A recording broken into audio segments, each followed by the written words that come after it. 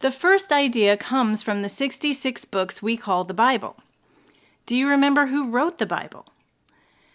God wrote the Bible using human beings to actually physically write the words that He gave them to write.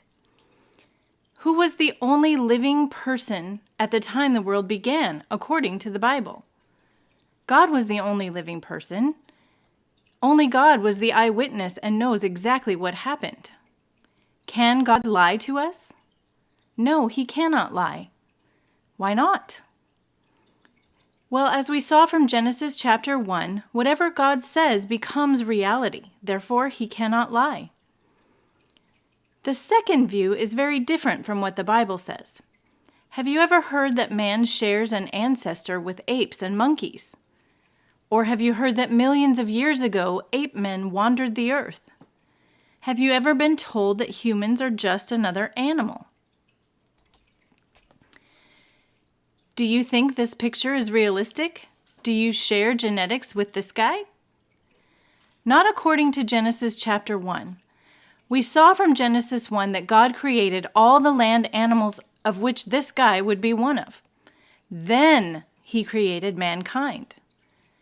We do have some similarities. We both have ears and eyes and a nose. We have some level of intelligence in common.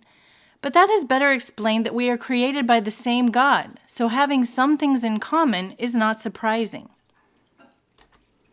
Okay, let's get back to Genesis chapter 2. We are taking the account from the only eyewitness, God Himself, and we're looking from His perspective at the truth of what happened. We honestly have no other account of these events that can be proven or that even makes the most sense other than what God says in His Word, the Bible.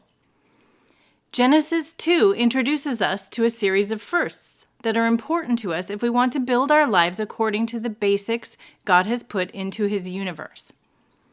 Let's read Genesis 2, verses 1 through 3. And so the heavens and the earth were completed, and all their heavenly lights. By the seventh day God completed His work which He had done, and He rested on the seventh day from all His work which He had done. Then God blessed the seventh day and sanctified it, because on it He rested from all His work which God had created and made. To begin with, we see that after all the work on day 6, God was finished with His creation work, and so He rested. Did He rest because He was tired? Well, Isaiah chapter 40, verse 28 gives us more information about our all-powerful God. Let's read this. Do you not know? Have you not heard? The everlasting God, the Lord, the creator of the ends of the earth, does not become weary or tired. His understanding is unsearchable. The first Sabbath or day of rest didn't take place because God was tired from all His creative work, as we saw in Isaiah 40, verse 28. God set apart the seventh day because His work of creation was finished and He was pleased and satisfied with what He had created. 3 things are distinctive about this seventh day of creation week. First, there is no mention of evening and morning, suggesting that God's Sabbath rest would have no end.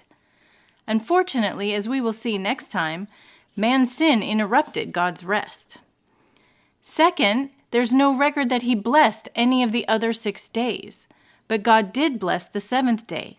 In blessing it, He also made it a blessing. And third, after blessing the seventh day, God sanctified it, which means He set it apart for His own special purpose. Interestingly, God is the God of time as well as the God of eternity. It was He who created time and established the rotation of the planets and their orbits around the sun. It was He who marked out the 7-day week and set aside 1 day for Himself. Every living thing that God has created lives a day at a time, except humans. Humans are made in God's image. People rush around in the frantic rat race of life, always planning to rest but never seeming to fulfill their plan. So now we have the completed creation week account. Let's zoom back in on the last part of day 6 in the rest of Genesis chapter 2.